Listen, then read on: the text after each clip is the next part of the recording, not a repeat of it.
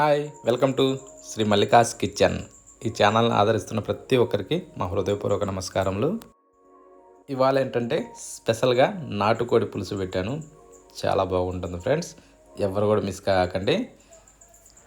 ఏంటంటే వీడియోస్కి అవసరమైన వస్తువులని డిస్క్రిప్షన్లో లింక్ ఇచ్చాను, అవసరమైన వాళ్ళు తీసుకోవచ్చు.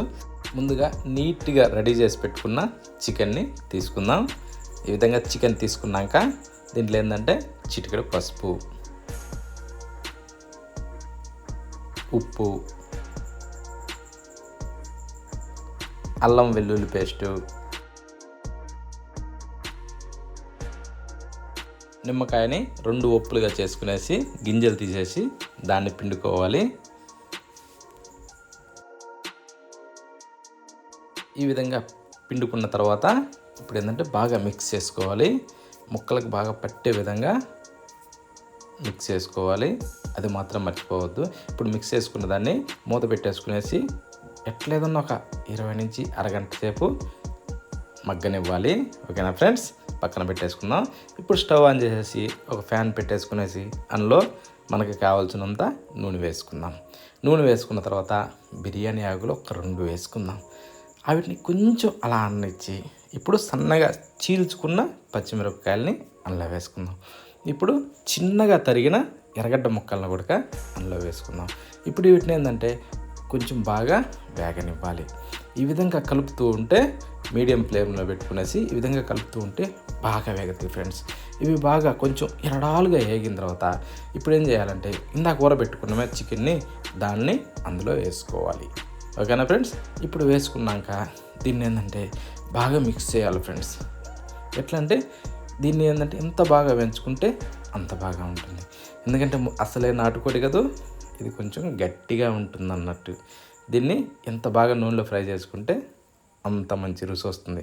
ఇప్పుడు మూత పెట్టేసి కొంచెంసేపు ఈ విధంగా మగ్గనెత్తాం. చూడండి, కొద్దిగా డమ్మనిగింది కదా.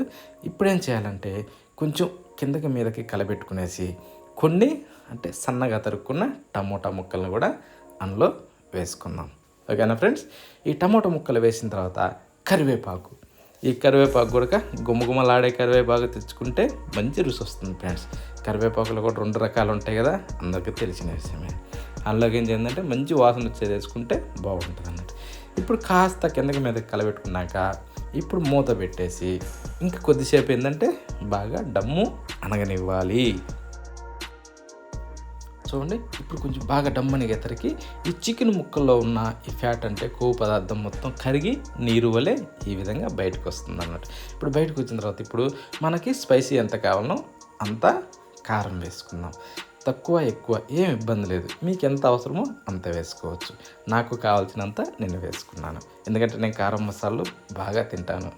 ఓకేనా ఫ్రెండ్స్, అందుకని నేను కొంచెం ఎక్కువగానే వేసుకుంటాను. ఈ విధంగా వీటిని కూడా కారం మసాలాని బాగా కలిసే విధంగా ముక్కలకి పట్టే విధంగా మనం బాగా మిక్స్ చేసుకోవాలి ఫ్రెండ్స్. దీని ఏంటంటే కలుపుతూనే ఉండాలి, అడుగు అంటకూడదు. అడుగు ఏమాత్రం అంటినా పొగవాసన వస్తుంది. ఓకేనా ఫ్రెండ్స్, ఇప్పుడు మూత పెట్టి ఇంకో మరి కొద్దిసేపు ఉడకనివ్వాలి. చూడండి ఎంత బాగా ఉడుకుతుందో. ఇప్పుడు నీరు మొత్తం పీల్చేస్తుంది అన్నట్టు, అర్థమైందా? ఇప్పుడు బాగా పీల్చేసినాక ఇప్పుడు మనకి నీళ్ళు ఎన్ని అవసరమో అన్నీ మనం పోసుకోవచ్చు. ఎక్కువ తక్కువ ఏం ఇబ్బంది లేదు. ఇది నాటుకోడి పులుసు కదా, కొంచెం పులుసుగానే ఉంటే బాగుంటుంది. ఇప్పుడు ఏం చేయాలంటే మళ్ళీ స్టవ్ ఆన్ చేసేసుకునేసి మరో ఫ్యాన్ పెట్టుకునేసి అందులో ఫ్రైకి సంబంధించిన ఎండు కొబ్బరి, మిరియాలు, ధనియాలు, జీలకర్ర, యాలుకలు, చెక్క, లవంగాలు, వీటిని ఏంటంటే లైట్గా అలా కొంచెం వేగనిచ్చి ఇప్పుడు గసగసాలని అందులో యాడ్ చేసుకుందాం. ఇవి ఏంటంటే ఫస్టే వాటితో ఒకటి వేయకూడదు సుమా, ఎందుకంటే ఇవి తొందరగా మాడిపోతాయి అన్నట్టు. చిన్న వస్తువు కదా, అందుకని లాస్ట్లో వేసుకోవాలి దించుకునేటప్పుడు. ఇప్పుడు తీసేసి మిక్సీ జార్లో వేసుకుందాం. అది కొంచెం చల్లారనివ్వాలి ఫ్రెండ్స్. ఇప్పుడు మూత పెట్టేసుకునేసి పౌడర్ చేసి పెట్టుకుందాం. ఈలోపు కూర కూడా తొక్క ఉడుకుతుంది. పులుసు కూడా చాలా వరకు ఇనికింది. ఈ మాత్రం పులుసు కావాలి కదా మనకు. ఇప్పుడు రుచికి సరిపడా సాల్ట్ వేసుకుందాం.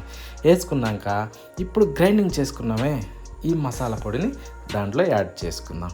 అది కూడా స్పైసీ ఎంత అవసరమో అంతే వేసుకోవచ్చు ఫ్రెండ్స్. అందులో ఏమీ ఎక్కువ తక్కువ అన్నదేం లేదు, మంచి రుచి వస్తుంది. ఓకేనా ఫ్రెండ్స్. మెయిన్ ఏంటంటే మనం ఎలా తింటామో అలా చేసుకుంటేనే మంచి టేస్ట్ వస్తుంది ఫ్రెండ్స్. ఇప్పుడు ఏం చేద్దామంటే కొంచెం కొత్తిమీరని చల్లుకుందాం. కొత్తిమీరను చల్లుకున్నాక లైట్గా అలా కలబెట్టేసుకునేసి, ముక్క అయితే చెదిరిపోదు ఫ్రెండ్స్. ఇది మొదలే నాటుకోడి, ఇది మంచి గట్టిగా ఉంటుంది. చూడండి పులుసు కానీ ముక్క కానీ ఎంత బాగా ఉడికిందో. పులుసు కూడా చూశారు కదా ఎంత బాగా చిక్కబడిందో, సూపర్ ఉంటుంది ఫ్రెండ్స్. ముక్క కూడా చూడండి మంచిగా ఉడికిపోయింది, ఏం ఇబ్బంది లేదు, చాలా బాగుంటుంది ఫ్రెండ్స్. ఇప్పుడు మనం సర్వ్ బౌల్ తీసుకుని సర్వ్లో వేసేసుకోవచ్చు. ఓకేనా. మన ఫ్యామిలీ మొత్తం కూర్చునేసి మధ్యలో ఇది పెట్టుకునేసి తలా ఒక ముక్క వేసుకొని తింటుంటే ఎంత బాగుంటుంది ఫ్రెండ్స్.